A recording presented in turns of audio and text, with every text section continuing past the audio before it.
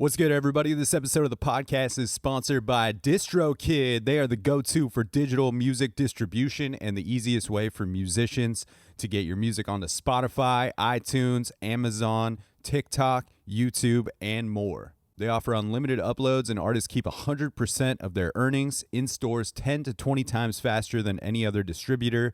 Fastest payouts. They help out with automatic splits, cover song clearance, and all kinds of other amazing tools and templates to help you get the most visibility for your releases. I dig this company and appreciate their business model that offers more features than any other distributor at the most affordable price possible for solo musicians, bands, DJs, studio artists, and any other creators that are producing music in their home, and they also offer label services as well. They've got 3 different tiers to offer creators that start as low as $22.99 a year. That's just $1.92 a month, and even their top tier is just $7.50 per month. And the best part about DistroKid sponsoring the podcast is that they are offering Dan Cable Presents listeners and viewers 30% off your first year of membership with DistroKid, making their already affordable prices even cheaper for you. Check out the link in the episode notes. I will also put it in my Instagram bio in the link tree. That link will give you 30% off that first year of service. Super stoked to have DistroKid sponsoring the podcast and cannot thank them enough for their long time support of this thing. This episode of the podcast is also sponsored by Puff Coffee. Puff is one of my favorite coffee shops in Portland, Oregon. They've got a location off 28th and Stark in Southeast. Their coffee is delicious, and everyone that works there is always super friendly. I had the pleasure of staying in their neighborhood for a month or so, and it was just a real treat to have this as my neighborhood coffee shop for a bit. And now I find myself going out of my way to get over there and get some coffee. Puff Coffee was started by the founder of Stumptown Coffee, and they are making small batch coffee roasted daily here in Portland. Their mission to find, roast, and deliver the most delicious coffees anywhere.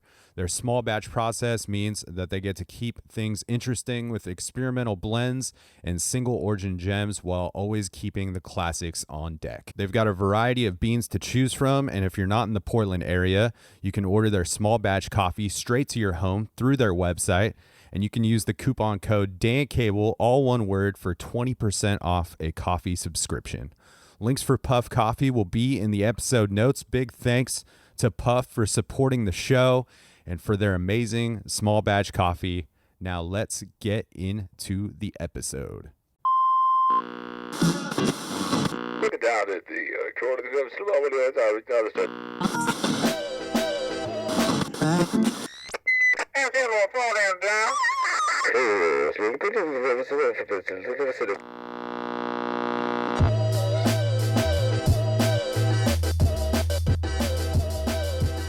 What is happening, everybody? Welcome back to another episode of the Dan Cable Presents podcast. Thank you for tuning into the program once again.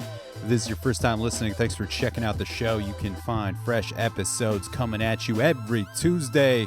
And if you want to help support this thing in a free way, you can do so by clicking subscribe on iTunes, clicking write a review, giving the podcast 5 stars if you feel like it is deserving of so, and that will help propel this thing into the tops of those iTunes charts, which will give it more visibility on the national and international levels, helping strangers find the podcast, and just a great way to contribute to the growth and sustainability of this thing.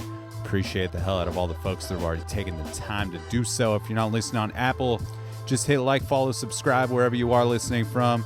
If you're listening on Spotify, you can give it a rating there, and you can check out the monthly playlists that have been dropping every first of the month. Links for those will be in the episode notes. If you're watching on YouTube, hit subscribe there.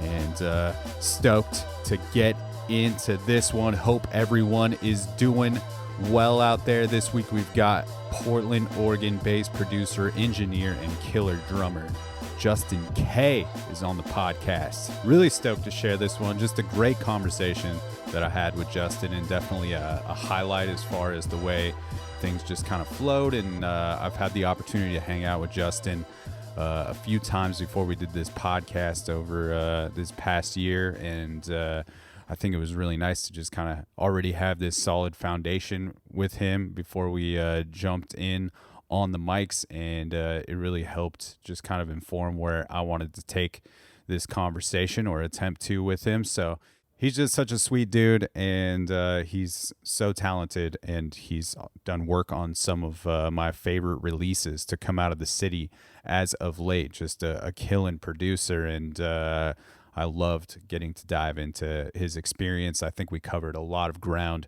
during this conversation, from him growing up in Hong Kong. We talked a lot about skateboarding and his college band Spiller, which is a band that I also really dig and I've known about for a very long time. And we talk about that crossover, as well as other producing projects of his and his approach to making music and facilitating people's ideas.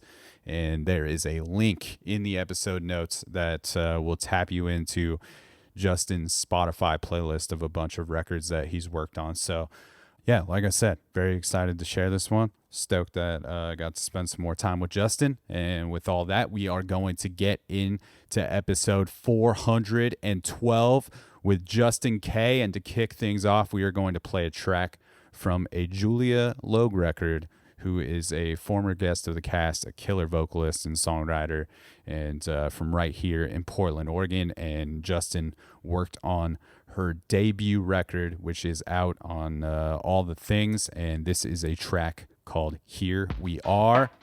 Let's do the damn thing. You said, honey, I wish it was just you and me. So many people in this world that I can't hear myself think. I want a big house, a big car in Hollywood. That way I know I'll finally feel good. Here we are, flying through a world that's only ours. Wait until the sign comes where you are. Wait until the sign comes, but we're far, and we're far, and we're far. You feel so close, you're always floating in my head. But your distance, it leaves me speechless. It haunts me that you said I've never been in love before. Oh God, I pray that you're the one. But you don't tell the truth. You keep reaching for the sun. Here we are, I'm trying to get some. flying through a world that's only voice ours. Wait until the sign comes.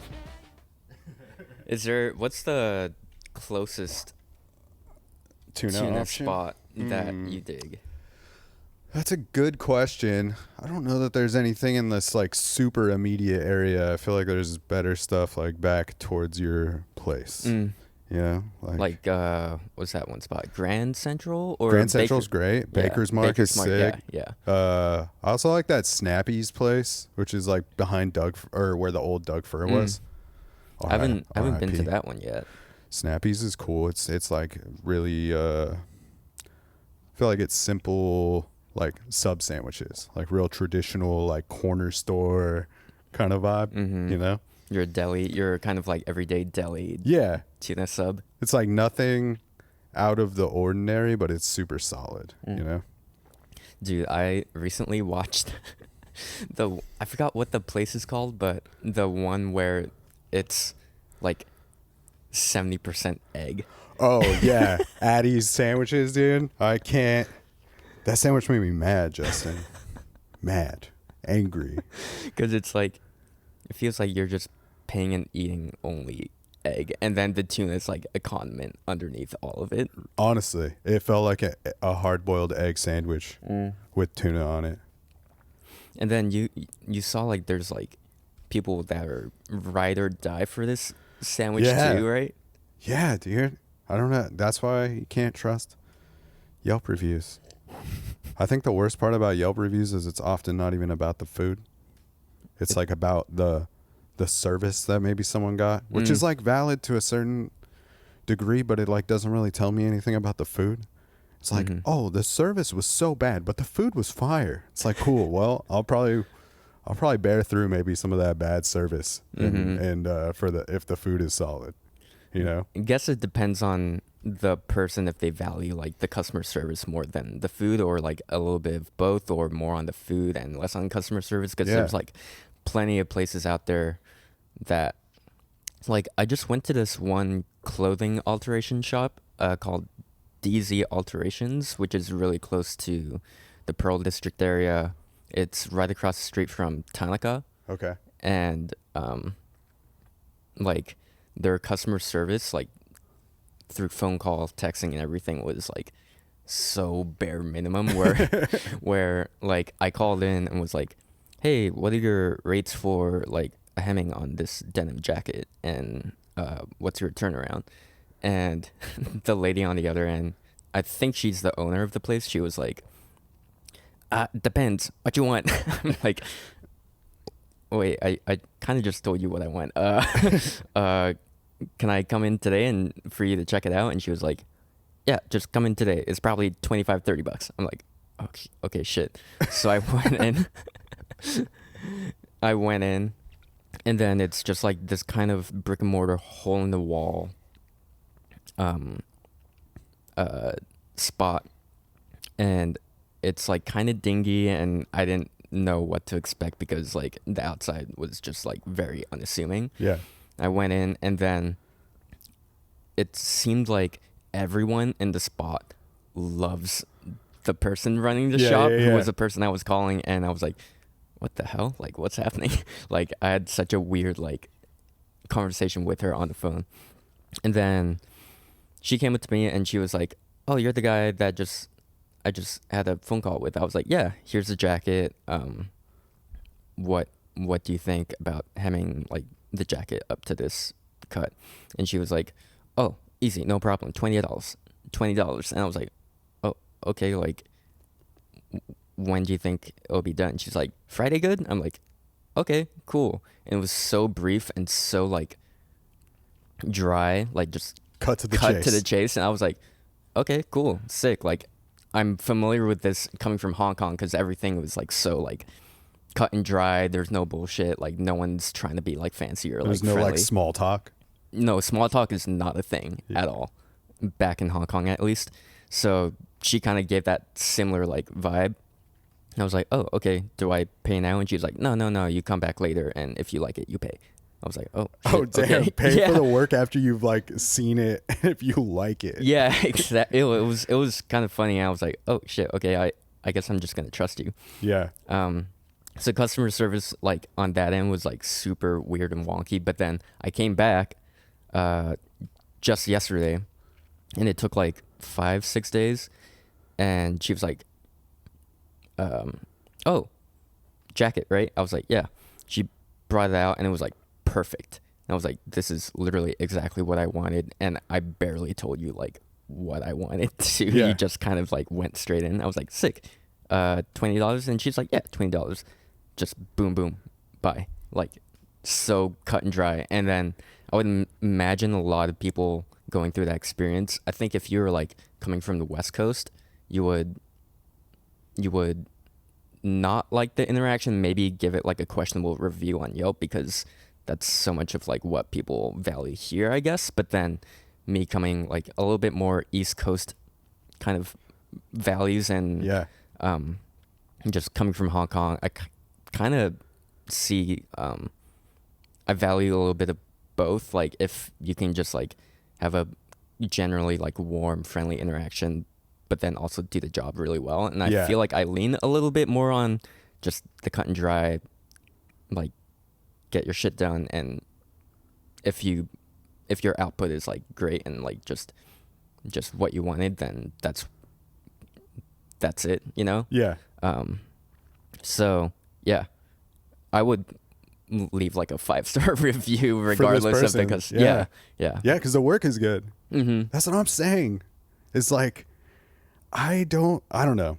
Maybe there's a part of me who's like pretty, I would say, friendly and outgoing, and I'm down for like maybe this interaction while somebody is assembling my sandwich or while I'm like ordering this sandwich. Mm-hmm. But honestly, like I'll do the cut and dry all day if that sandwich is top tier. Mm-hmm. I could care less about because like I'm coming to you to pay you to make me the sandwich. So like I don't know that like some friendly interaction like make me feel good if you made like the people at Addie's Sandwich Bar in downtown Portland where I had this awful sandwich. They were all very nice, but it didn't change. But would you go back just for the customer service? Yeah, absolutely, exactly. absolutely not. I don't know. Yeah, that must.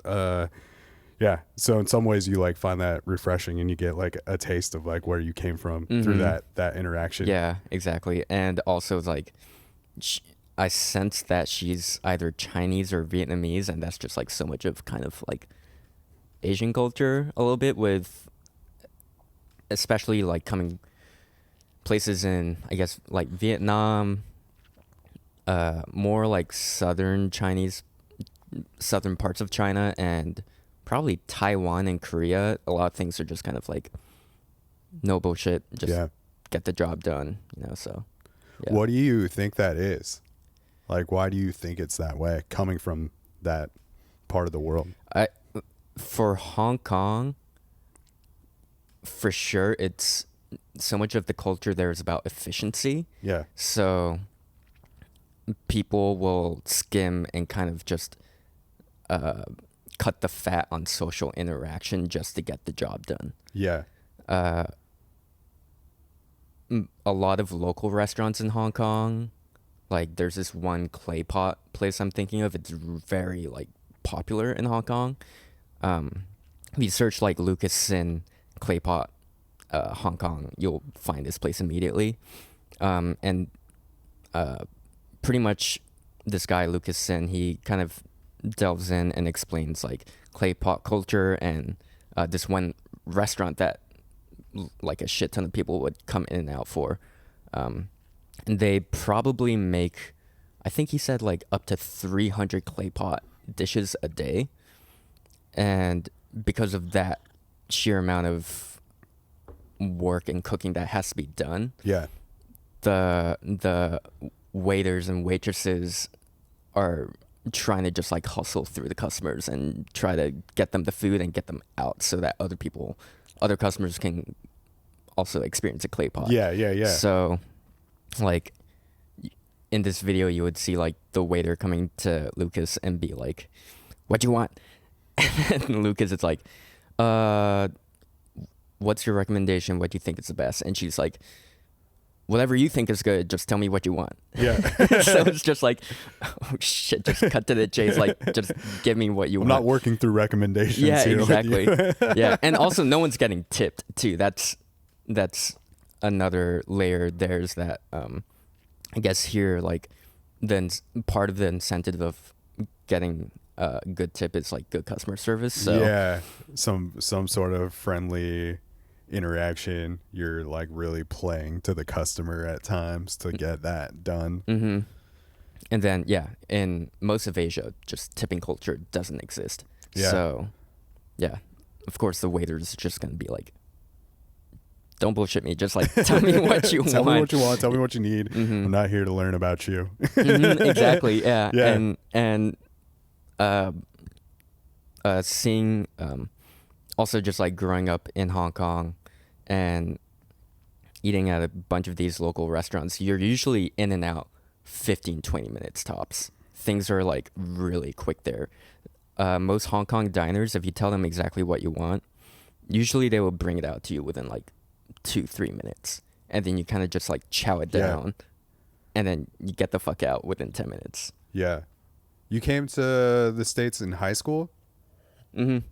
I came end of sophomore year, so in 2012 when I turned 16. Yeah. Yeah. So you've had enough time here where it very much like feels like you've experienced both, and like somewhere in the middle is also like nice for you as far as those interactions. I think I've assimilated enough to be able to socialize and feel like at home here and in a place like Hong Kong, like a city environment. Yeah.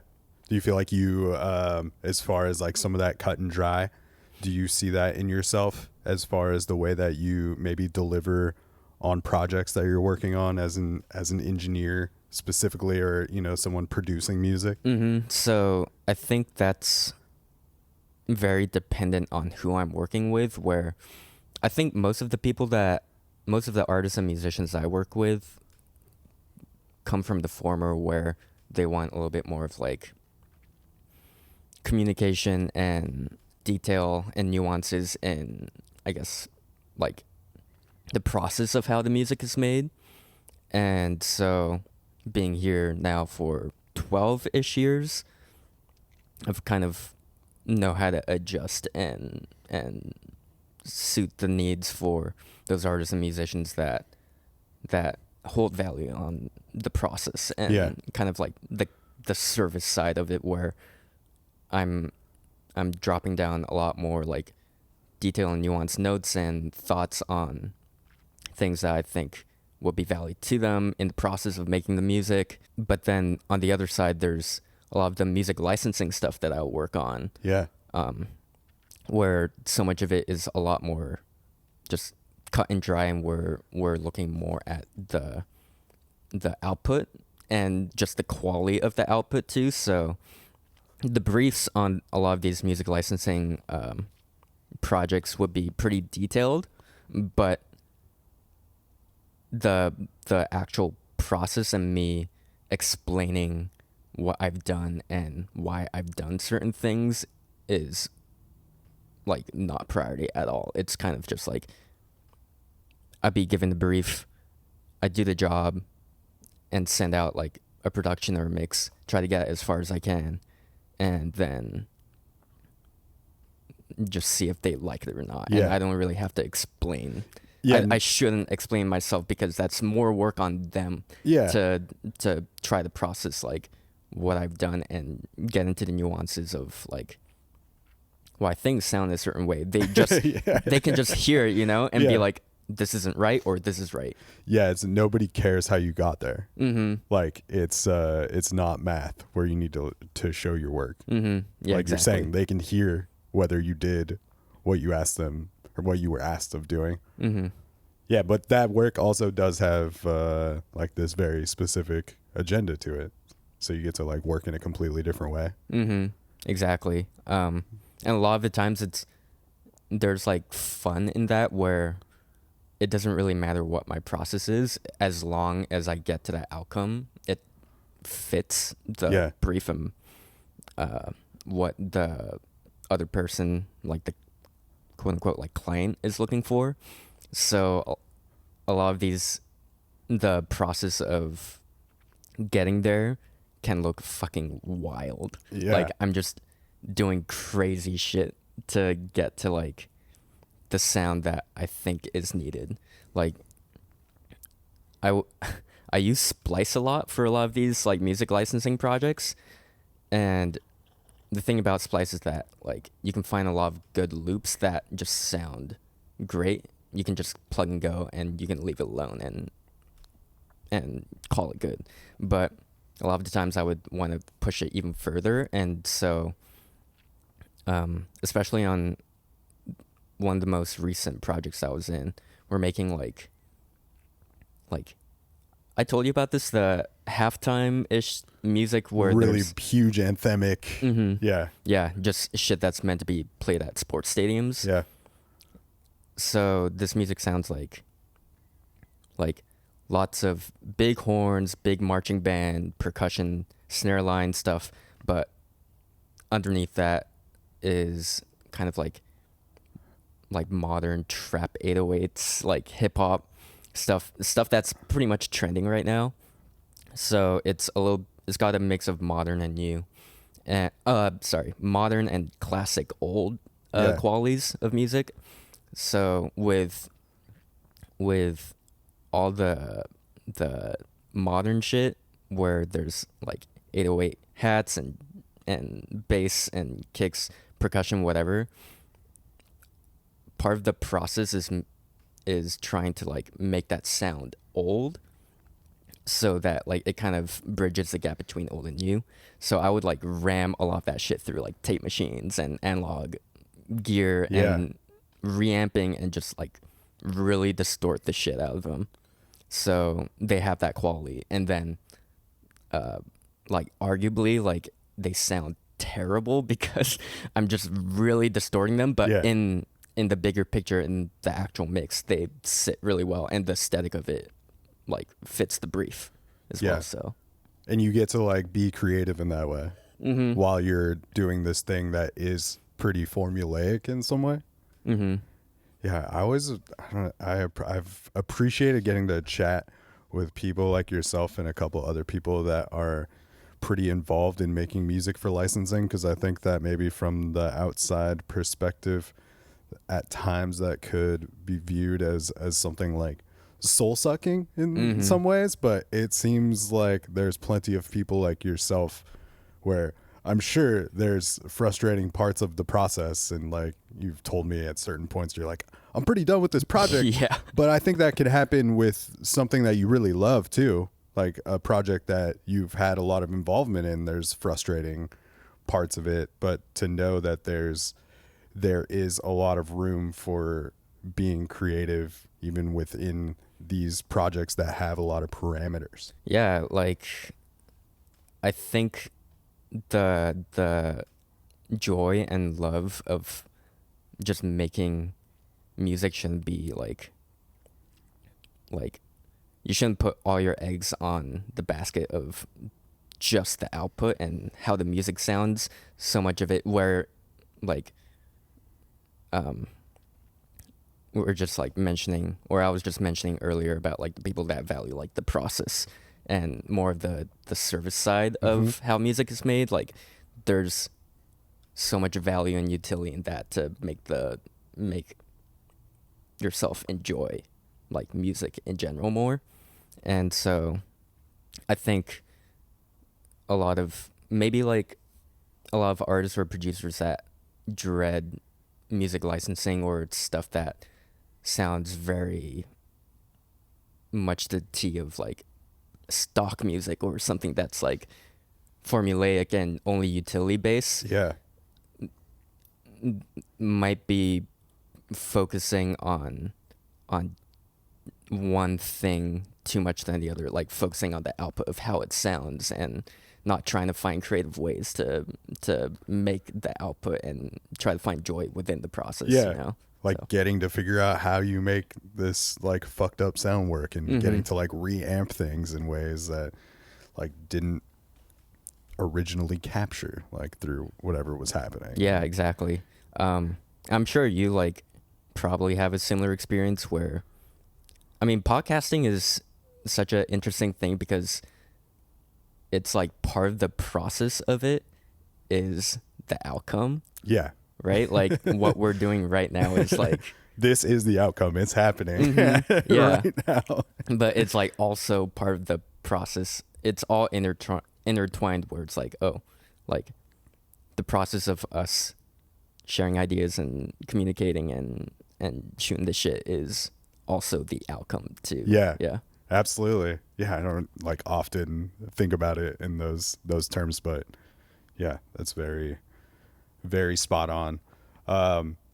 Before we dive more into like your producing and engineering background, and I know that's like kind of what you mainly do these days. You're not like playing as much drums live. You're doing that still here and there, but most of, I feel like, what I've talked to you about in the times that we've hung out is like the stuff you're working on mixing or engineering. And but talk to me about those early experiences back in Hong Kong, like getting exposed to music, playing music. I know you've shared with me in the past about, is it your dad that would take you and your siblings to like a room, like a recording studio almost, and there would be a bunch of instruments in there, and just let you guys run wild on those and kind of get your entry point that way? So going to the very start of, I guess, like my musical journey is when I was 9 years old. For some reason, I would go back to Tokyo every summer, or at least twice a year, summer and winter, to visit family. Okay. Because my mom is half Japanese, and every single one of her family members is pretty much in Tokyo. Okay. So my dad was working in Tokyo at the time too. How far is that from Hong Kong, like by flight? I think that's around a 4-hour flight Okay. back then. So, yeah, there was one summer when I was 9 years old, and my big brother and I followed my dad to this recording practice music studio. He thought it would be a good idea to just rent out a room with an instructor, which ended up becoming one of his really good friends too, and just letting us play whatever instruments were available in this studio. So I just gravitated towards the drums for some reason, and my big brother tried out electric guitar. And I think the first song that this instructor tried to get us to play and learn is Smoke on the Water. Yeah. It's the So- classic first song. Yeah, yeah, classic. It's easy enough for beginners too. Everyone knows it. So within that first session, we ended up like being able to play it, like, of course, like beginner level. Yeah. Like I was 9 years old, and my older brother was 11 at the time, and so once we got that down, we were pretty stoked about it, and we wanted to come back in again. Yeah. So my dad found more time for us to come back and learn more songs like Smells Like Teen Spirit. I think there's like a couple of Beatles songs that we learned as well. I totally forgot which ones though. But Hey Jude. Yeah, Hey Jude's one of them for sure. But yeah, that summer pretty much like kickstarted mine and my older brother's interest in music. Yeah. Did you just love it like as soon as you actually got to play? I think so. Yeah. I think growing up, we were always around music being played. Like my mom would always play Michael Jackson records out of the home speakers, Okay. and I think Bee Gees was being played quite a bit too. But Michael Jackson is definitely like the number one artist that I remember my mom just like only like playing most of the time. Yeah. And both your parents pretty interested in the arts, like I would assume in some form, like, or what was your dad's like reasoning or inclination to be like, I should bring these kids to a place where they can experiment on instruments? I think my dad has interest in the arts, but he was never really the full-on creative type or the person that would call himself artful. Yeah.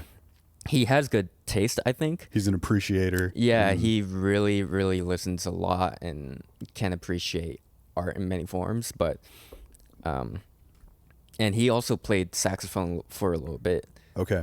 alto sax, but he never like tried to make it something that is more than just a hobby. It was literally purely just for the fun of it. But he does have an appreciation and my mom as well has an appreciation for art and creative like endeavors, and she is a ikebana florist. So in Japan there's like this specific type of floral decoration that is called ikebana, and it's very like delicate. It seems like it's not about trying to put a lot of different types of flowers into one assortment. It's more about like it seems like it's more about displaying as minimal as possible, but in the most delicate and intricate way. Yeah. It's like so Japanese. A lot of attention to detail. Yeah. Very meticulous. Like the vase like matters almost like more than the actual flower itself. It's like the plating of it's like a fine dish. It's got Exactly. to have the perfect plate or it doesn't mean the same thing. So my mom, I think for most of my life has been doing that and taking classes, giving classes, being mentored by people in Japan for it. And right now she's in Tokyo teaching classes and also going to events and trying to showcase more of her flower assortments. Yeah. But apart from that, neither one of them were pursuing music or visual arts as much as I have now. Which They saw some like value in exposing their children to it. Mm-hmm. Yeah. And then I guess it was just like once they exposed me and my older brother to music, they kind of just like let us be free and try to pursue it, you know? My older brother didn't end up pursuing music. He jumped around doing a lot of other really interesting endeavors. Like he became a nationally like recognized jiu-jitsu wrestler. He went to like national tournaments not all over the US, but mainly on the West Coast, and he would be known as like Hong Kong Sean. Oh, that's incredible. I'll be looking that up. That'll be popping up. If you're watching on YouTube, I will be bringing up Hong Kong Sean. Yeah, if you literally just search Hong Kong Sean, that'll probably there's an article that like by South China Morning Post, which is an article from Hong Kong. They literally made that the title, like Hong Kong Sean. Like Dude, amazing. Yeah. But he went through jiu-jitsu, tried a bunch of different non-creative endeavors, like hopping from job to job, and now he's just like probably one of the most reputable sales commission people, like in the sales world, pretty much. Like he landed a solar energy sales commission job with no sales experience, and then within 8 months became senior manager. Oh, crazy. Yeah, just something about his makeup and personality just lended himself to work in sales really well.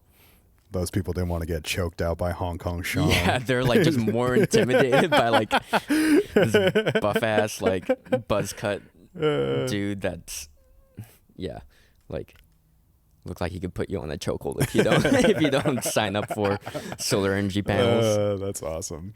But now he's in Houston working for another sales company, which they sell like not garage blinders and panels, but they're like their home like shutters or safety.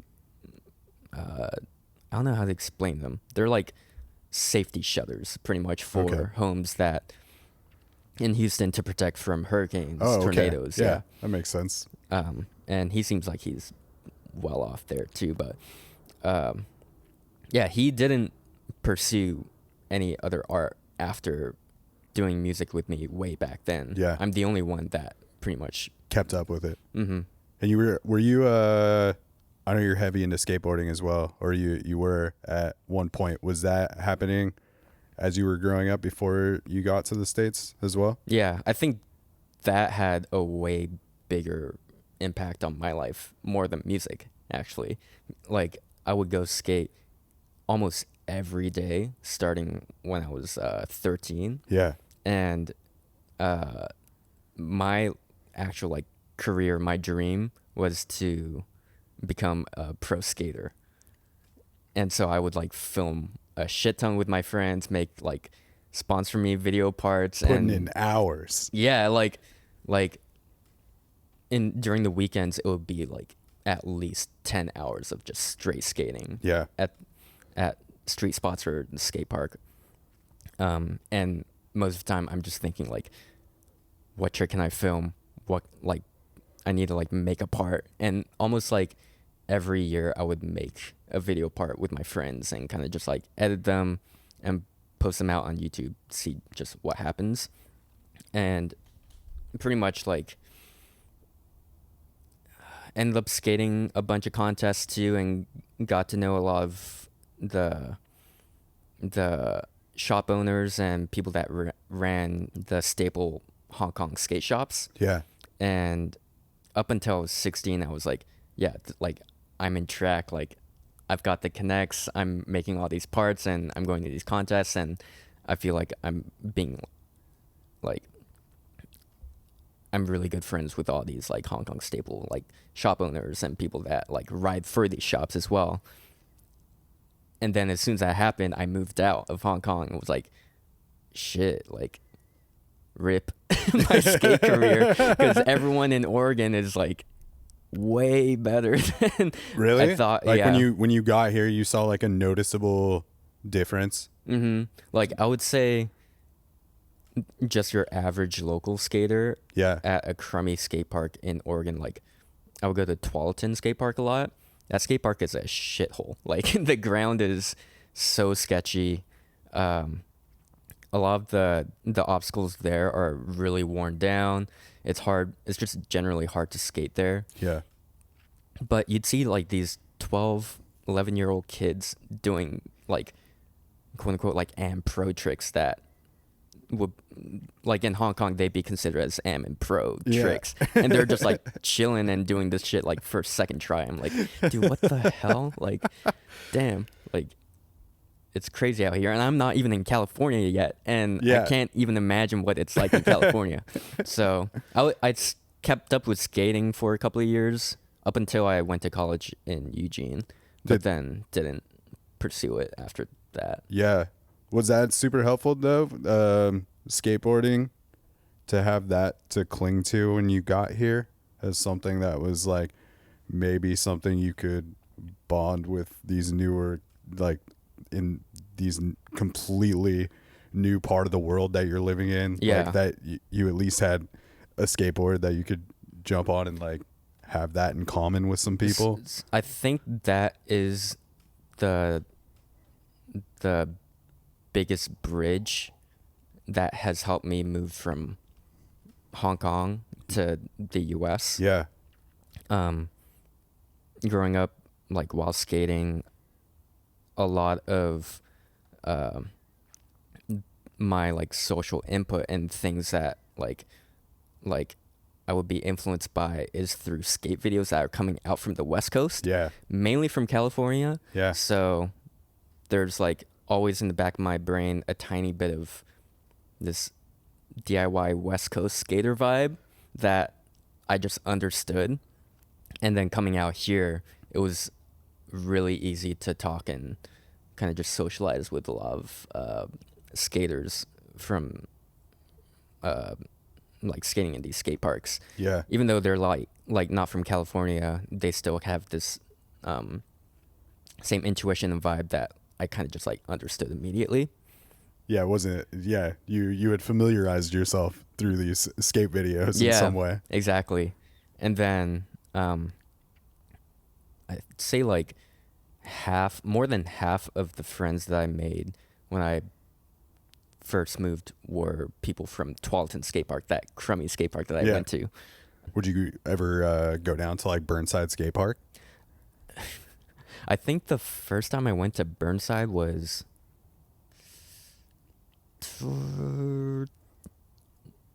it might have been after the pandemic, actually. Okay. Like I lived really close to Burnside when I moved to Portland after graduating from Eugene, University of Oregon.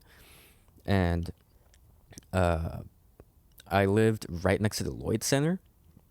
And so Burnside Skate Park was like a 10-minute skate from where I was. I think I went there when a lot of like the COVID procedures and restrictions were a lot looser. Yeah. So I think it was like mid 2021, maybe early 2021. I went there thinking like, man, I'm going to have such a good time because I've seen so many videos of people ripping the park and it looks really fun.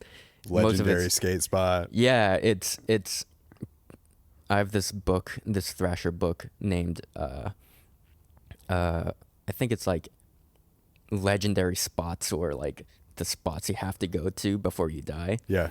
And Burnside's one of them. And I was like, dude, this, for some reason that Burnside like page just stuck, and I was like, this park looks insane and it looks so fun to skate, and so many like skaters like Ben Rayborn, Siba Walker, like all these like Oregon native like pro skaters are like making the park look really fun to skate. Yeah. So I went there thinking all of that, and immediately as I got there, I was like, oh hell no, like I'm not skating this park. This park is so sketchy. What the hell? Like, how does anyone do anything here? There's like broken rocks, like the ground is kind of shit, but everything is too big at the same time too. All I can do is like drop in on this one ramp and carve and cruise That's around. so funny, dude. Yeah, I thought I would be like, oh yeah, I'm gonna do like front disaster on this like quarter pipe. I'm gonna like try to like tray fakie, whatever. Nah, all that just out the window as soon as I got there. You still watching some skate videos these days? All like Instagram reels. Yeah. For sure. Yeah. It's do you follow any skate pages or skaters in general? Yeah, I follow some skaters. I'll kind of like go in and out of phases where I'll follow a few, and like sometimes I really get wrapped up in watching the street league. Mm-hmm. Just because it's fun to watch skateboarding in such a different competitive way than where it like started. But like, yeah, I follow Yudo like pretty heavy, just watching that dude shred. And like all the new wave of just young Japanese skaters coming dude, through as well. Insane how easy those kids make skateboarding look. Yeah, like Yudo especially too. It's almost like, I remember when, do you know Shane O'Neill? Mm-hmm. I remember when Shane O'Neill first came out, everything he did looked so effortless and perfect and stylish too. And then Yudo comes around and he makes it look even more like effortless. That shit blows me away. I've never been good at skateboarding or got heavy into it. I've just always been pretty intrigued by the culture of it, and like love watching skate videos because it's turned me on to like so much good music through skate videos, and just really appreciate the art of skateboarding and just like the discipline you have to have, because there's so many things where, you know, if you display some discipline, you get better at things, and there are results in that. But it feels like skateboarding, and I guess most extreme sports in some way, there's the extra part where you know that you are most likely going to get hurt over and over to get the results that you want. That kind of like blows me away. Yeah, it's kind of like you have to be a little psychotic to do it, because you know, like, you're gonna go through so much pain and like probably irritation and anger to get the trick that you want done. But like that commitment and discipline, like it's almost like a muscle you train, and then once you get the trick down, you feel like relieved that you went through all that, and that like branches out into like almost everything else in like life, right? Just so sick. I love it, man.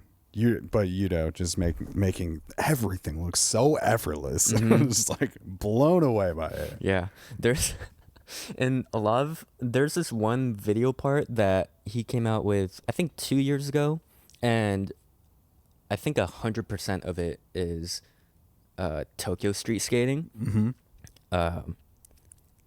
And like 99% of the time he does the tricks like so effortlessly, like really stylish, and all these tricks are really hard in tech too. But then every once in a while the editor would throw in like a clip of him just eating shit so hard, it's just like you wouldn't expect it, but he just like like it would look like some lethal like type of bail, and you'd be like, oh shit, like he goes through it too, I guess. Yeah, I think it's good to see that, like with someone like that, who you're just like, it's like, yeah, even this dude who skateboards on such a different level than most people also has to take the falls. Yeah. You know? So were you amidst all the skateboarding, were you always kind of messing with music in some form? Yeah. I think since starting drums at 9 up until going to University of Oregon when I was 18, all throughout those 9 years, I was always involved with music, a little bit more passive, I think. I would drum a lot at home on my electric drum kit when my parents bought that for me. I think they bought that for me when I was 11 or 12. I don't really remember, but I would drum on that a lot and learn kind of like pop punk songs, love Paramore, Green Day, and Taking Back Sunday. Hell yeah. Like classic pop punk bands. And I would be the first band I was in was with my big brother. He was on electric guitar, and it was mainly me and his friends. So it was, I think, 5 of us. It was me, my big brother, one of his friends, Eugene on bass, Fred on lead guitar, and then I forgot this one girl's name. She looked a little bit like Hayley Williams, and we were super stoked about that because we were doing like a bunch of Paramore covers too. So we're like, hell yeah. we got the lead singer, like we're locked in. Yeah, like we got the looks. So I was playing around with that band mainly we're getting like school fairs and things that are just a little bit more affiliated with school and academics. Yeah.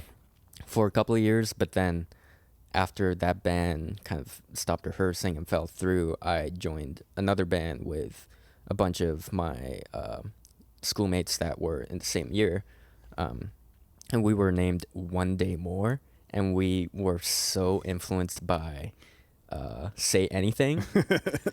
It was a weird mixture of like Say Anything, kind of emo indie pop punk music, but because each member in the band was a little bit more influenced by heavier music, like heavy rock, like borderline, like I was into progressive metal at the time. Yeah. We would have these crazy like mixtures of styles blending in together in this band. Screaming.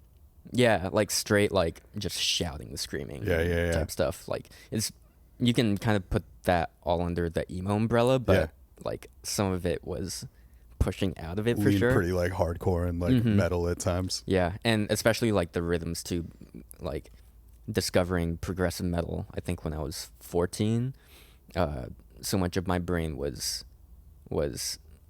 on the grid, like trying to figure out subdivisions and really interesting polyrhythms to throw into songs, just because that was my interest at the time. And Kaz, my childhood homie that ended up being a lead guitarist in the band too, he was really into like Avenged Sevenfold and heavy metal music at the during that time. So a lot of his like guitar tones and lead vocab just came from that world.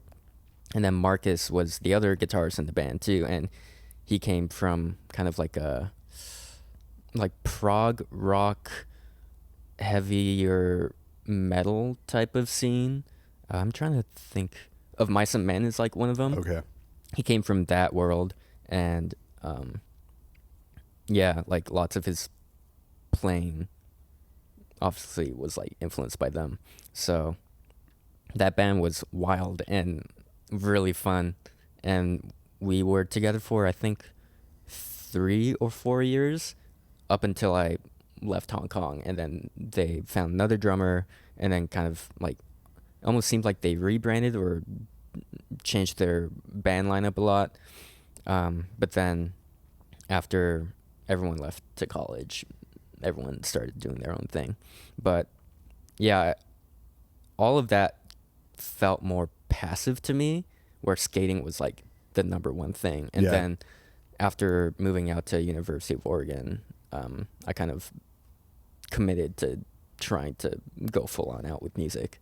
Yeah, you got involved in a music program that you had no intention to, right? Yeah. Like, and was very like, I guess I'm going to apply for this thing that I'm like. Yeah, like I was originally meant to go to OSU for computer engineering or computer science. Yeah. I applied and got accepted, but then like 2 months after the application deadline for University of Oregon passed, for some reason, one random night, I just was thinking like, hey, wouldn't it be fun and funny if I just applied to this program, this music tech program? It sounds like fun. So I did. I sent in a bunch of, part of their application process was the music tech program application. You needed 3 like WAV or MP3 files to showcase like your production or your knowledge of electronic music. Yeah. So I just sent like 3 like progressive metal like demos that I had, because that was like all I was into at the time, and that was all I was making at the time too. Sent it over, completed the application probably in like one night, in one sitting, and then shortly after that got contacted by the Dean of Music and was like, yo, like, want to visit campus, check it out, like come to my office too and talk a little bit. You're like, no, man, that was just a joke. Yeah, like, please, no. Like, you actually like my progressive metal, like, music? Damn. But yeah, like, my dad and I went over, checked out the campus, and then went to the office, the dean's office, and he just immediately was, like, all open arms and was like, yeah, you're in. Like, regardless of the application deadline, like, you can join the program if you want. And part of me thinks now that, like, oh, they just didn't have enough students, or that they were pretty desperate for people to come into the program. So, like, of course, he was like, yeah, like, why not? Because I think there's only like 8 or 9 music tech students that submitted, and I think all of them got accepted, which most of them end up becoming like really, really close friends throughout college, and even after college, some of them live in Portland now. Yeah, that was all kind of like, let's try this shit out. And 4 years later in Eugene, I'm just like, oh shit, like, damn, that happened. So this specific program that you applied to, this was like meant to learn kind of sound engineering in some way? There's a layer of that, but I think the main focus of study was the involvement of using like physical mediums to control music.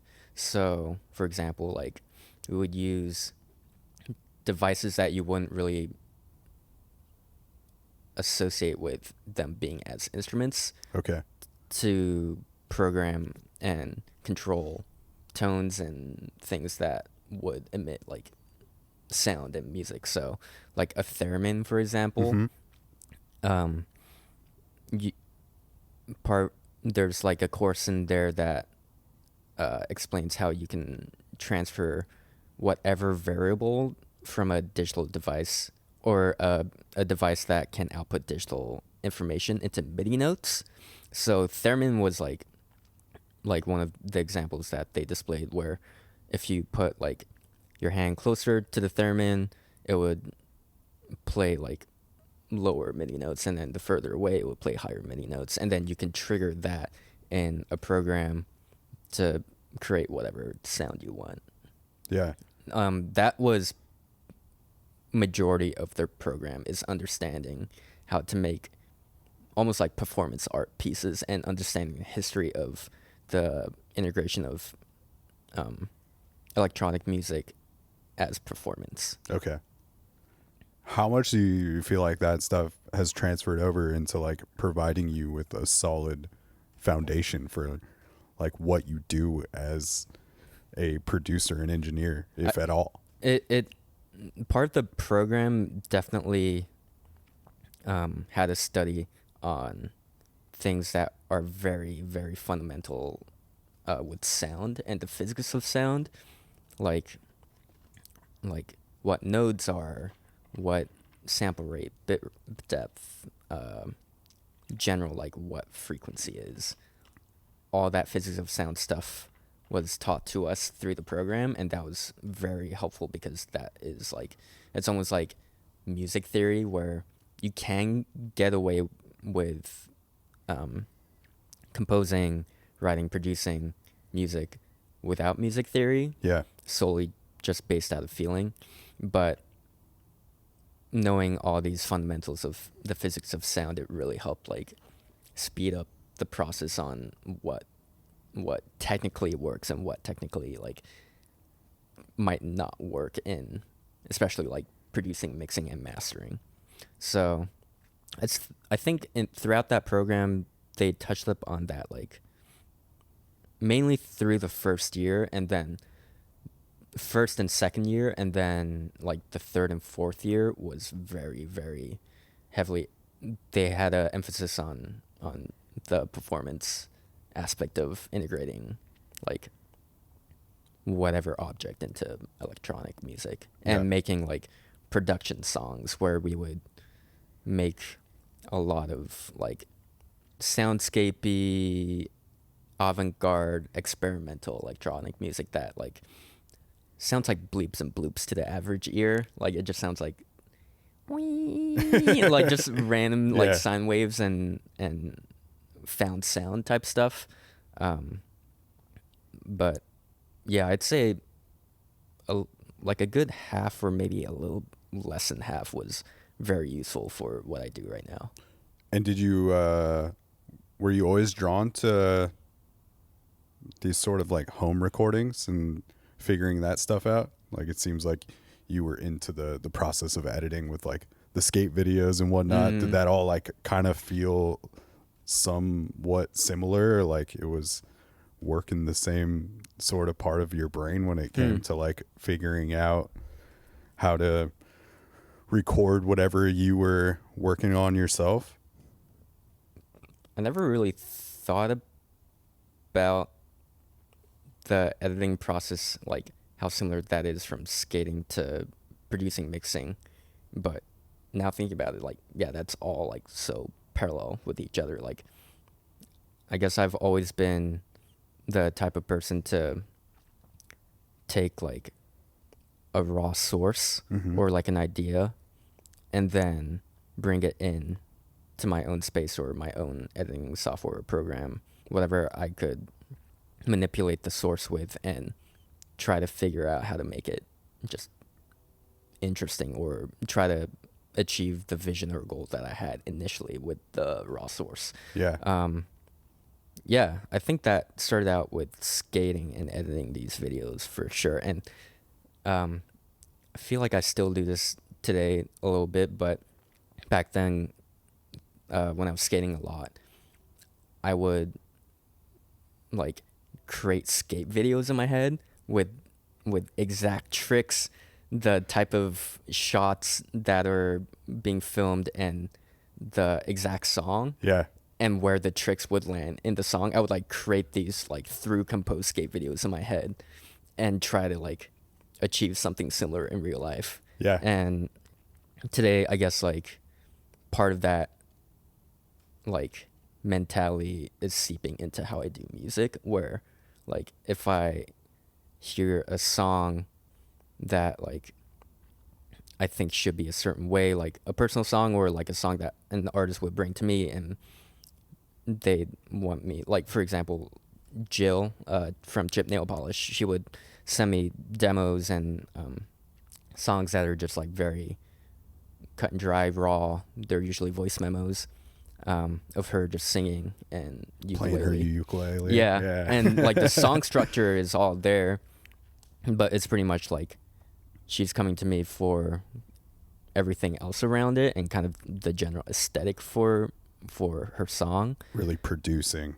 Yeah, so a lot of the times when I get those type of voice memos, I already hear like what the outcome is like being influenced with whoever the artist or musician is, to like knowing what their taste lands, where it lands, and how they want to portray themselves musically and sonically.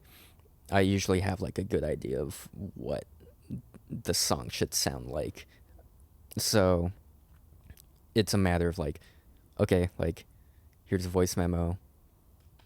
I'm gonna try everything I can through the editing and recording, producing process to get it to where that initial idea started out when I first heard it. Yeah. Yeah.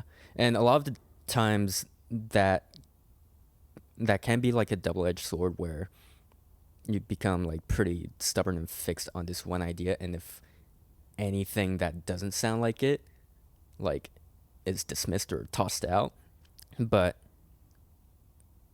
at the same time, like you might achieve something that sounds so intentional, is so like focused and right to the idea of how you originally started it.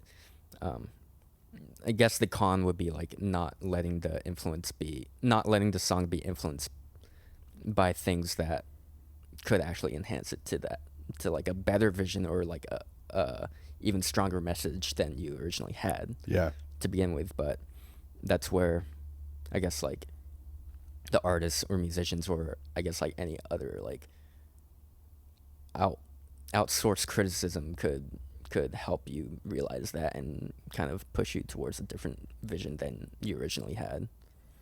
Are the most exciting projects to you then these ones that are sort of like what you're talking about with Jill, where it's like this very raw demo of things that doesn't have a lot of like vision maybe for where it's going, so that you have like so much room to play with? Or do you get the same enjoyment out of something that maybe the artist has a little bit more ideas, or maybe they're giving you something that does have a little bit more layers of production? Like I would imagine you get something completely different working with like Will and Katie and Phone Boy than maybe like you get like something that has a little more nuts and bolts to it versus like a stripped down demo, acoustic demo. It really, I think it kind of just depends on I guess like if I like the idea of what the music is gonna be in the end for me to find interest in it. Yeah. And luckily, like almost all the time, all these artists and musicians that I work with, I really like their stuff and their vision of what their music will sound like in the end.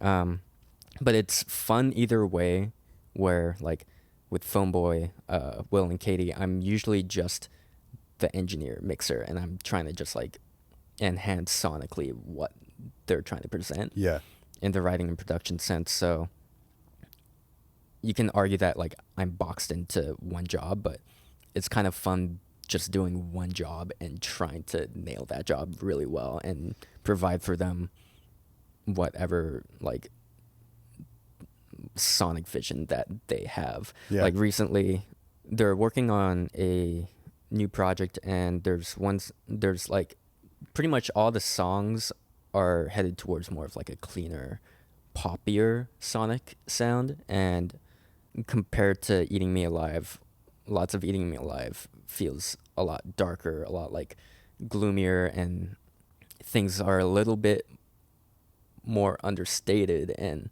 not as like clear in the mids and high end. But they gave me this new project to mix on, and it's kind of like the total opposite, where they're seeking for something a lot more like just upfront and a lot more clear and poppier, and something that's just like not trying to hide anything, like not trying to make anything understated. So not trying to hide the pop sensibilities amidst like the great musicianship. And so like it's fun just trying to unlock that and figure out like, okay, like the first song I mixed for them didn't really land that well because my brain was still a little bit more in the Eating Me Alive headspace. And then the second song I did, I was like, okay, I need to just have a total different approach of how to go about their next few songs. So I did that, sent it off, and Will was like, yes, like you figured this it sounds out. good. Yeah. So it's fun kind of like trying to role play different responsibilities when you're when you're boxed in and try to like just do that one job really well, whereas opposed to like it's also really fun to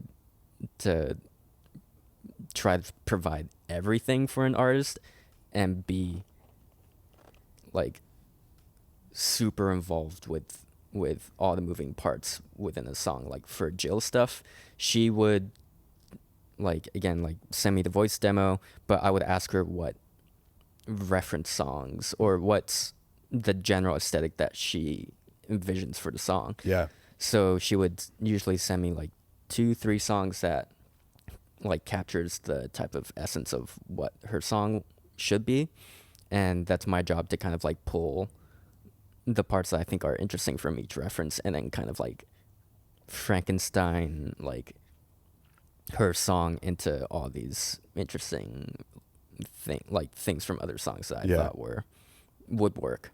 Yeah, like in Bottom Feeder, Rut is like a song that it sounds very Strokes influence because she didn't reference the Strokes, but I thought I could hear something very like Strokesy about the song because of the tempo, the chord changes, and kind of the general musically optimistic feel that the song has. And Strokes kind of, a lot of their songs emit that and have this sort of fun, almost like beachy but Brit rock-ish vibe about them. And I was just like, in general, listening to the Strokes a lot back then. Yeah. So incorporating a lot of the kind of like orchestrated guitar one note playing and really leaning into kind of borderline beachy-ish vibe in the song kind of speaks pretty well to her personality too, Jill's personality, because she's like also from the West Coast. She's from California, and her uke kind of also just pushes it further into that world too. So that song is like kind of an example of like, oh, like I'm taking this kind of like general influence from one band and trying to formulate it with parts of her personality as well. You're taking those things into account too, of just like, oh, what would feel good for this particular person. Exactly, yeah. So much of music I feel like is kind of encapsulating like a person's like characteristics or like persona into however many songs they have. Yeah, no, that makes sense. I think, and that's also like when I think about the artists that I cling to the most, you know, it's often because I feel like their personality comes through in the music. Yeah. I feel like you can really like get to know somebody in that way. I do want to know when kind of maybe the tipping point was when you started like really leaning into just wanting to produce an engineer versus maybe like playing drums. But I was actually like unknowingly, I saw you play music like 7 years ago in Portland when Spiller came up.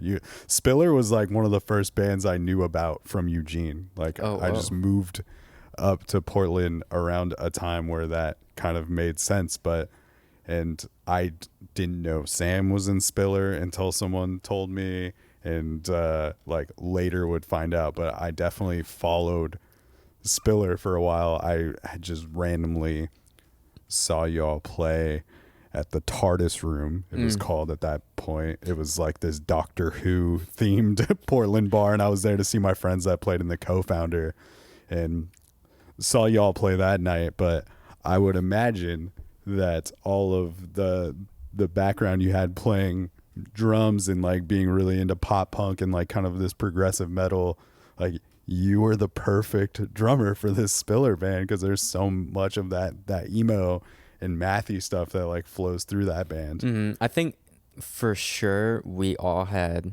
each one of us in the band had our different musical influences and tastes that we gravitated towards, but Spiller just ended up being the accumulation of all of that together, which made the band sound how it did. Yeah. Like it's weirdly like jazzy with the harmonic chordal progressions and I guess like structure of how Sam and Luke would like voice their chords, and but also there's lots of math rock influences too, because Sam and I like pretty much grew up on that stuff too, like listening to Chon, Animals as Leaders, Yeah. Periphery more on my end for sure. But then there's also like indie emo like influences as well, coming from like American football, Yeah.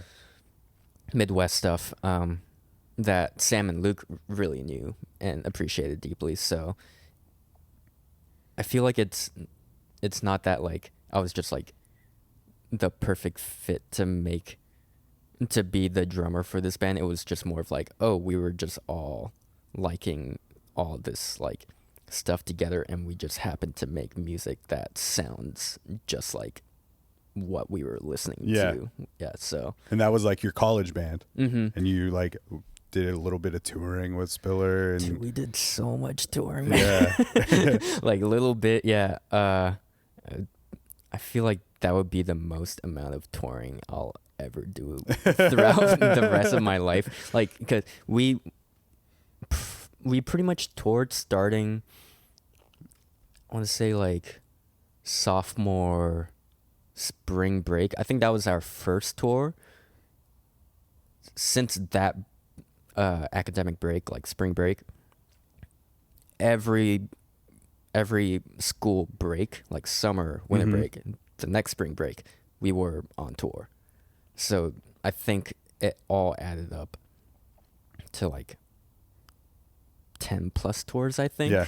Mainly all throughout the West Coast, and then one giant rip around the U.S. as our like graduation trip. Like, yeah, any vacation was a tour for Spiller. Yeah, which was like really was a good learning experience and was really fun at the time, where we had a lot of the support and energy and kind of like the fuck it DIY mindset to do it. Sleep on floors wherever you can and play wherever you can, and ask the audience if anyone wants us to, if anyone wants to host their floors for us, like Yeah, for absolutely. some of the tours, yeah.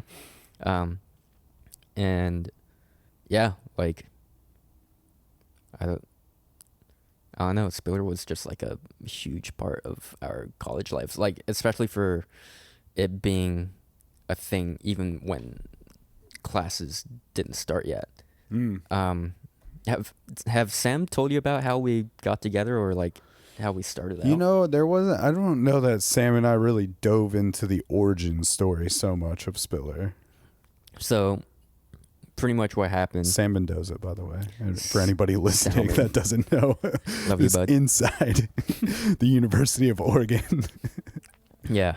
What episode was he on? Like 337 something? Somewhere in there. Yeah, Yeah. it must have been like 3, I think maybe even like 380. I'm going to go 381 just to throw a number 381. out there. Okay, yeah. That'd be sick. If It's you not got that it long ago. But yeah, shouts out to Sam. Such a sweetie. Great episode on that one too. Like, you kind of capture his like kind of demeanor and his wholesome personality. Love through. Sam. Love Sam. And just also one of my favorite musicians in the city. Just not many people have the tones that Sam Mendoza does. Yeah, he has such a unique and really tasteful musicality on playing guitar for sure. Yeah. But where was I going? Oh yeah, the start of Spiller happened like the week before classes started. So this week was used for a time for freshman students to just get to know each other in the dorms and explore Eugene campus, kind of do a lot of introductionary things. Yeah. And I found out that there was a rehearsal band practice room in the basement of our dorm, Hamilton. This entire like basement was huge too. Like, it spread out the entire floor coverage of the the Hamilton dorm. So there are probably like 7 different laundry rooms. There's like a study area section. There's this band room in the middle of the entire basement as well. But it was like really spread out. So when I heard about that, you needed to like rent out keys for this rehearsal band space too. So I did that, and also just like briefly knowing and hanging out with Sam throughout that week too. I was like, yo, we should like jam or something. So rented out the keys, went to the basement. He came in with his guitar. There's like this shitty drum kit there. It's this gray like plastic like stock, almost like Guitar Center-esque, your $100 or $200 Guitar Center-esque drum kit. The heads were probably never replaced. They're all dented in. There's like a million broken drumsticks around this drum kit too. Just super crummy. But I ended up playing on that and doing a lot of Spiller rehearsals throughout freshman year with that kit. So yeah, Sam and I went down there. I think it was like pretty late at night. I think it might have been like 10 or 11 p.m. But we ended up like jamming for a solid like hour and a half or 2 hours, just like improv, just really like playing together. And that is like a core memory of mine, because that's one of the times where I thought like, holy shit, like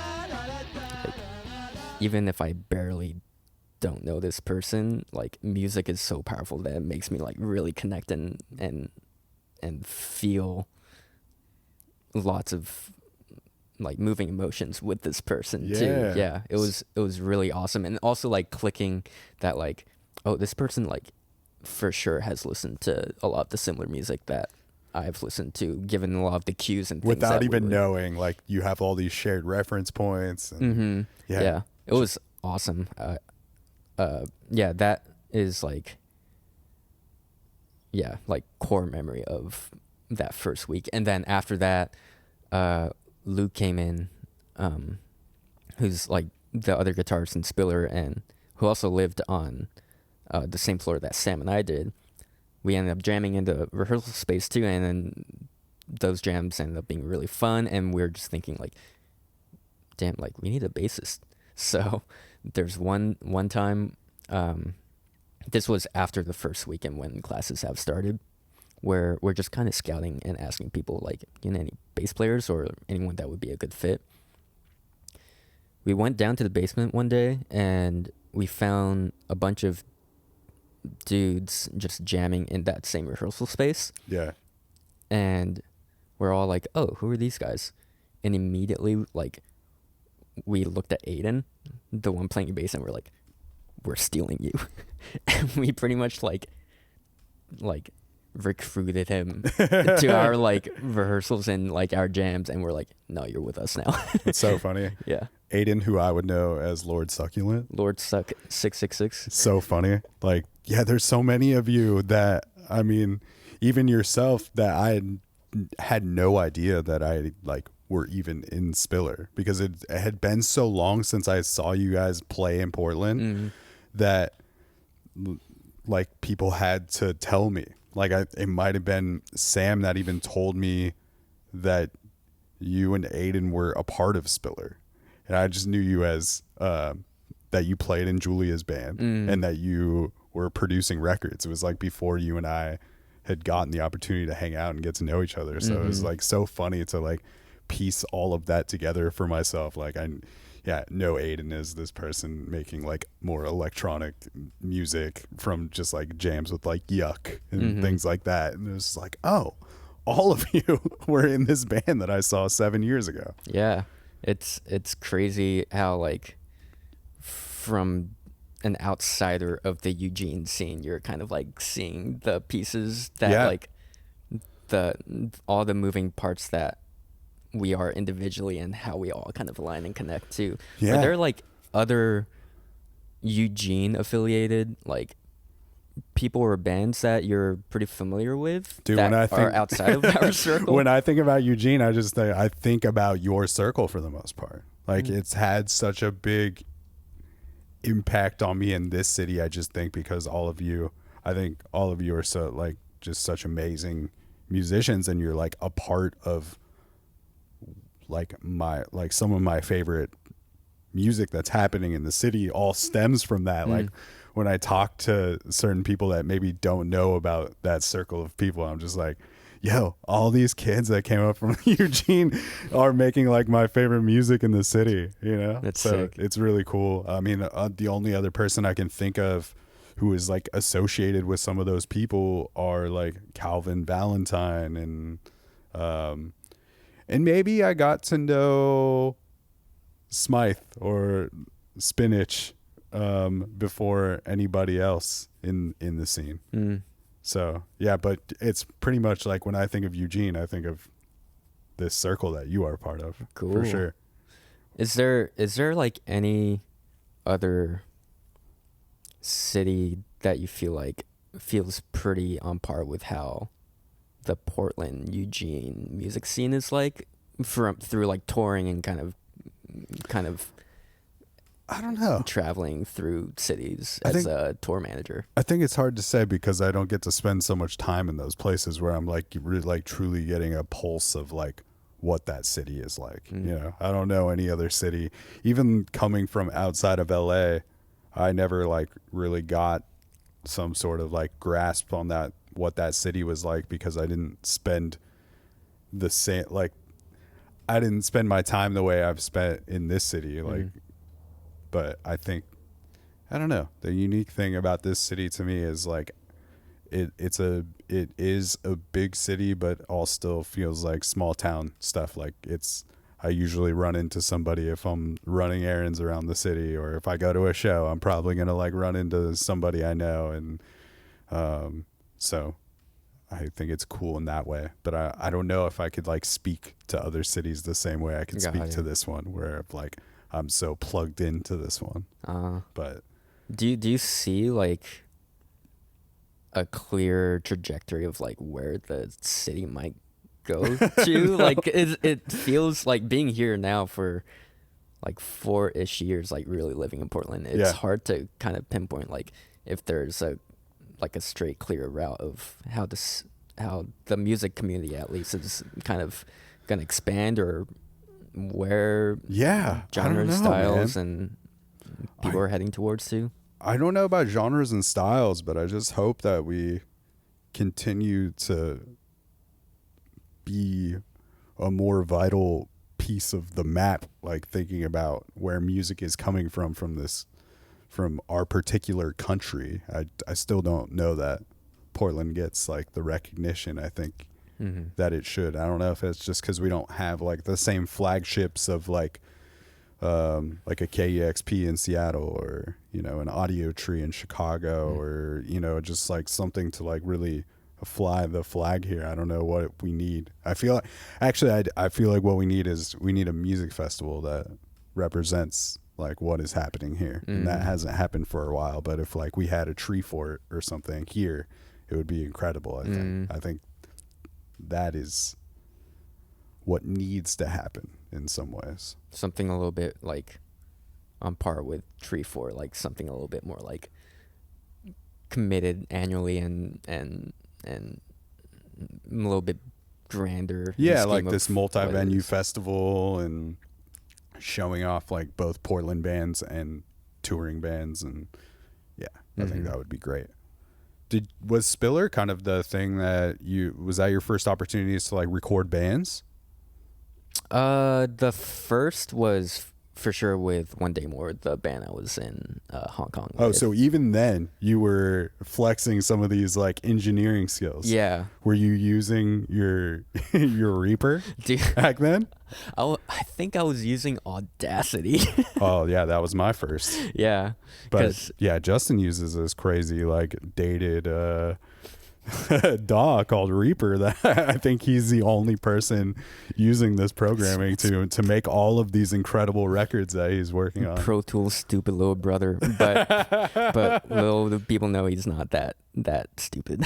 What was like the big shift then, like into diving more into wanting to be maybe known more as this engineer and producer and make, like, having the opportunities to get to make a lot of records? Because that's you're usually seem when I talk to you, like, you're pretty busy, and like from the output that you have of like these records that you're working on, and I don't know if those playlists that you shared with me are public, but there's so much music that you've worked on that is recent, you know?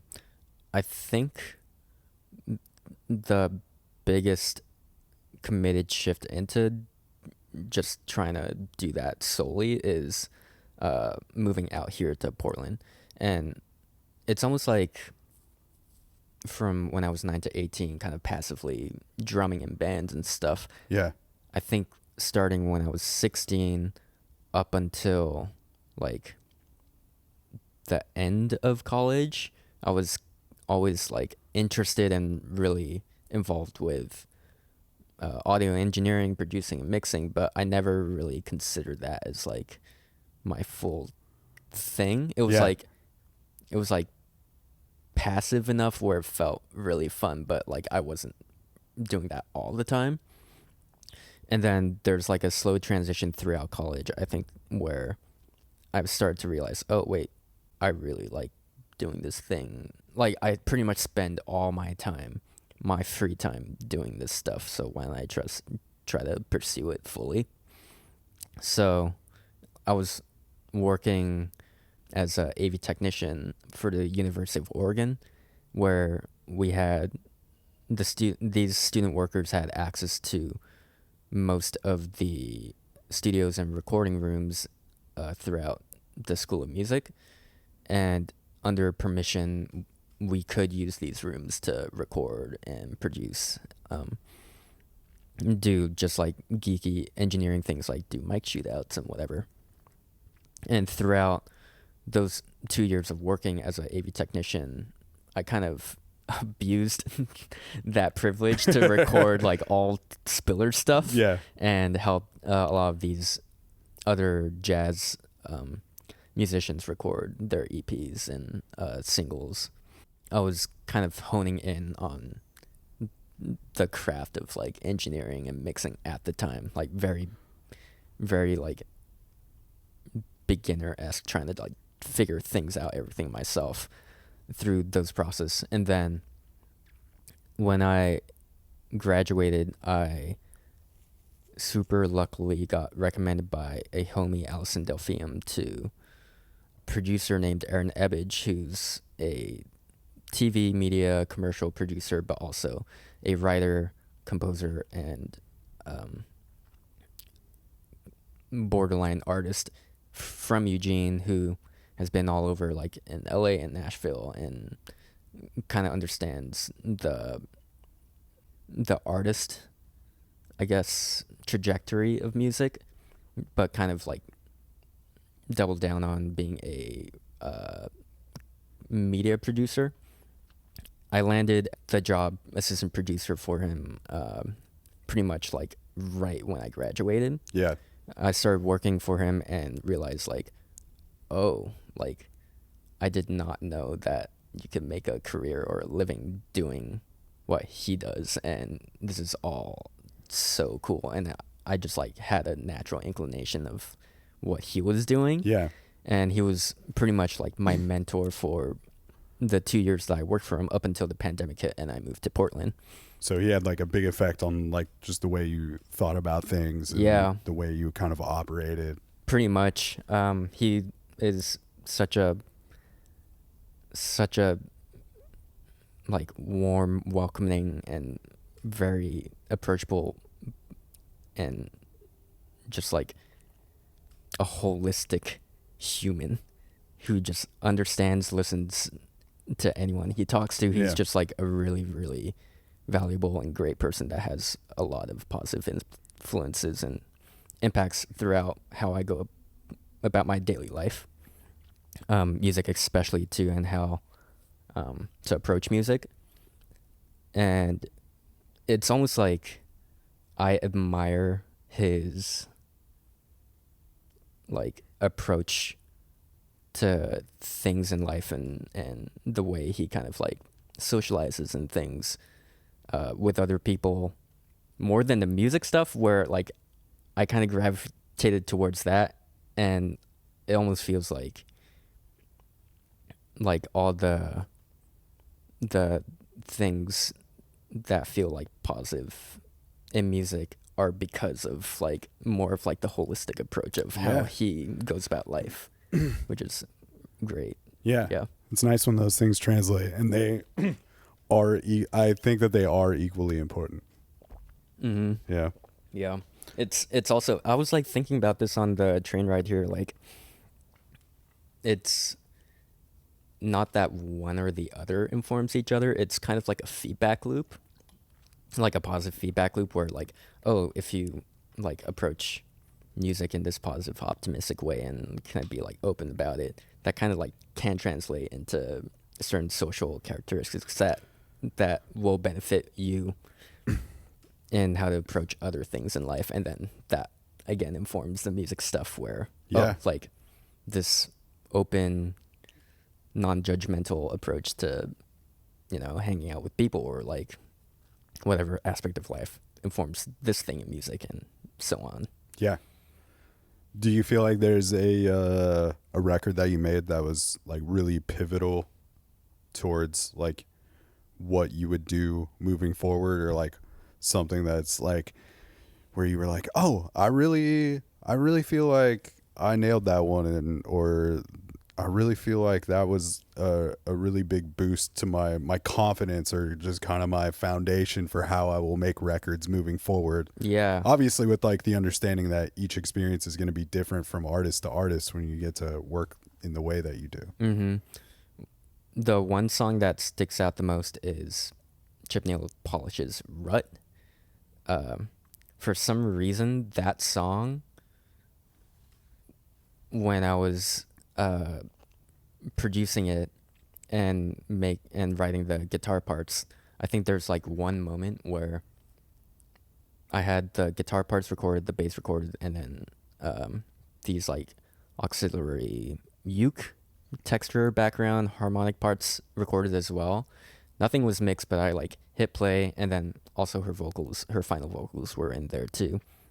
Like hit play and was like, holy shit, this is like literally the feeling that I would get from listening to some of my favorite music growing up too.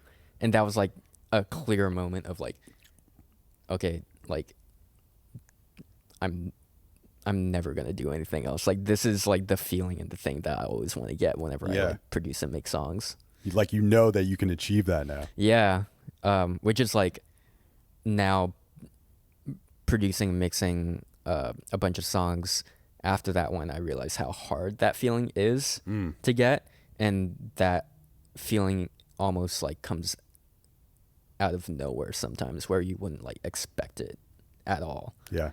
I wasn't expecting that at all from Rut, but like listening back to it during the time, I was like, oh shit, damn, like this is it. Like this is kind of like what the chase is for, and it it's happened.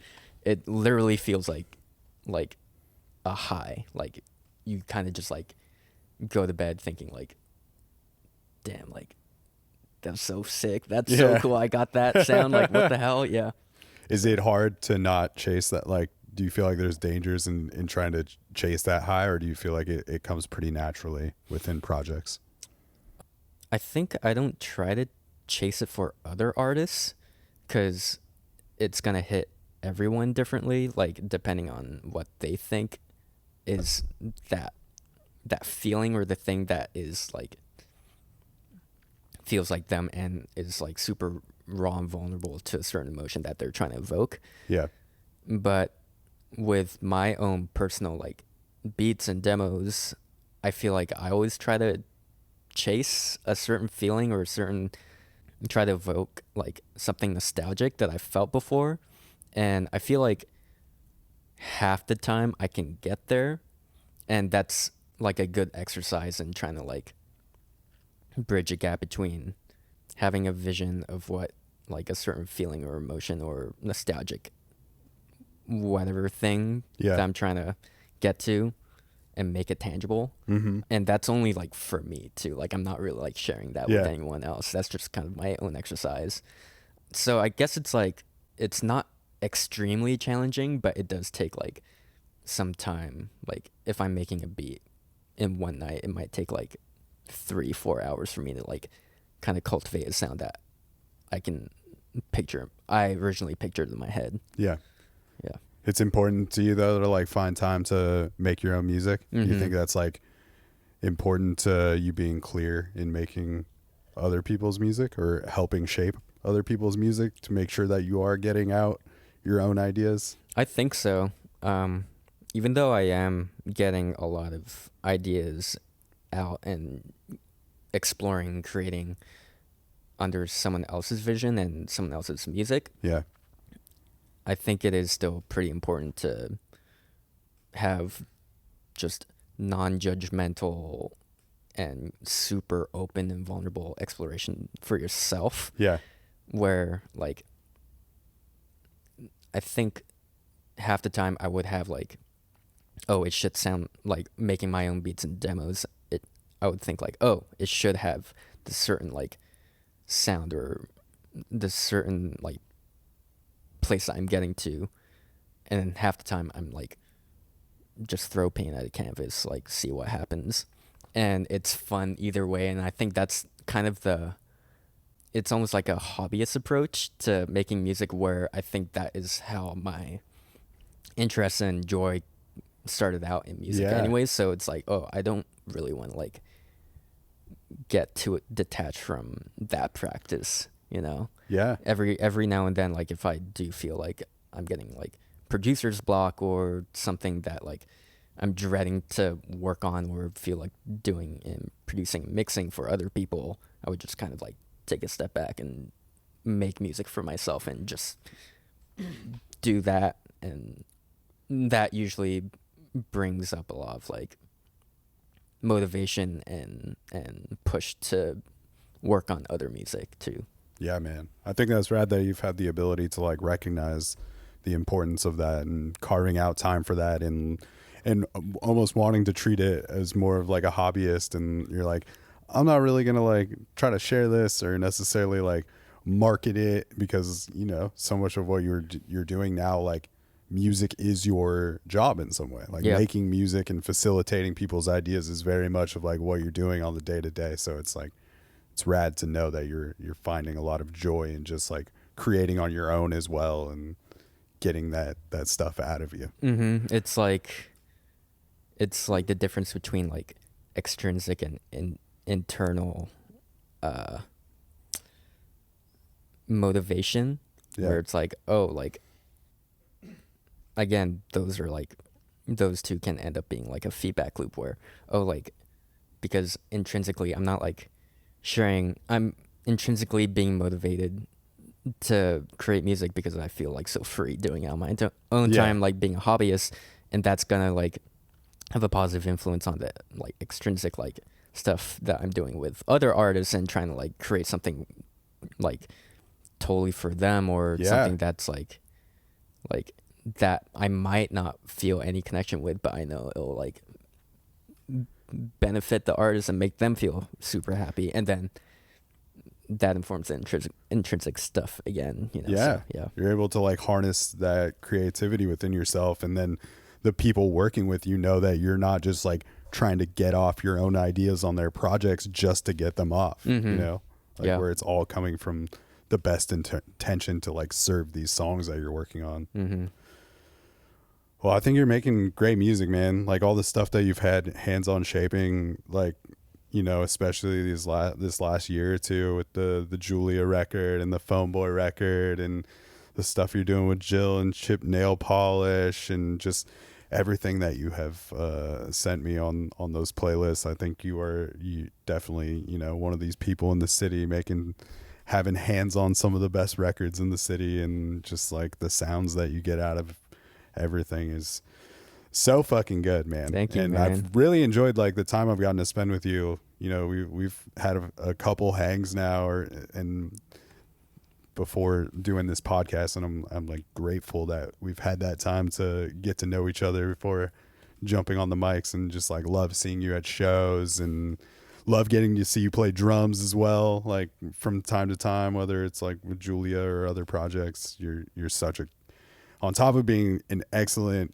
engineer and producer, you're also just so mean on the drums, and your touch on the kit is so fucking good, dude. Appreciate it. So- Thank you so much, man. And it's always like fun seeing you at shows too, because it's like, oh yeah, of course Dan's gonna be here, the homie. Like I can't wait to like just talk shit and you know, like, absolutely, dude. introduce you to more people in the circle as well, and also like your commitment and determination to like making these happen and bring people in together is like super admirable. And so like I appreciate you and thank you a lot for just doing this and trying to get to know more people and have people open up like through this platform. So yeah, Appreciate it, dude. Yeah, it is a pleasure to call you a homie, Justin.